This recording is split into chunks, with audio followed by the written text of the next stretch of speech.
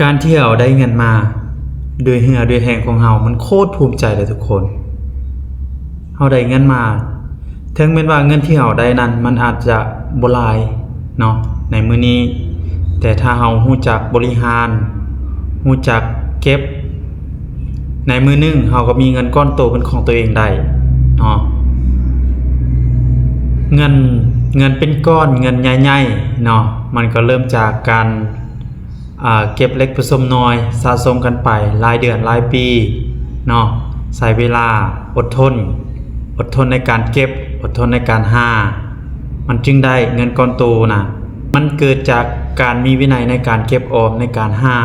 เนาะเงิน 1,000 บาทนี่เขาว่าเงิน100 ล้านในกระเป๋าของคนอื่นเนาะบ่เท่าเงิน 1,000 บาทในกระเป๋าของตัวเองเนาะถ้าเขามีเงินซ้ำนี้เนาะเฮาเดือดร้อนเฮาบ่มีหยังเฮามี 1,000 บาทมันก็สามารถต่อยอดชีวิตของเฮาได้มันก็สามารถให้เฮามีกิน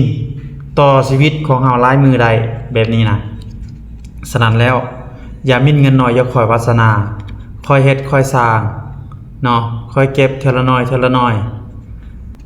เงินของคนอื่นบ่เท่าเงินของตัวเองเฮาได้เงินมาด้วยสติปัญญาด้วยเหงื่อด้วยแรงของตัวเองนะมันโคตรภูมิใจเลยโดยที่มันบ่เดือดร้อนกับคนอื่นและตัวเองเนาะเฮาได้เงินมาแบบสุจริตด้วยน้ำพักน้ำแรงของตัวเองมันโคตรภูมิใจเลยฝากติดตามบุญจืดด้วยเพื่อให้เฮาสร้างเนื้อสร้างตัวไปนำกันบุญจืดอยากสร้างแรงบันดาลใจให้กับคนที่สู้ชีวิตให้คนที่เริ่มต้นจากศูนย์เนาะที่สู้ชีวิตอย่างจริงจังเนาะค่อยเก็บค่อยไปสร้างสาพัฒนาตัวเองไปเรื่อยๆเก็บเงินสิ่งสำคัญเราต้องพยายามเก็บเงินให้ได้หลายๆเด้อถ้ามีเงินชีวิตเราจะง่ายขึ้น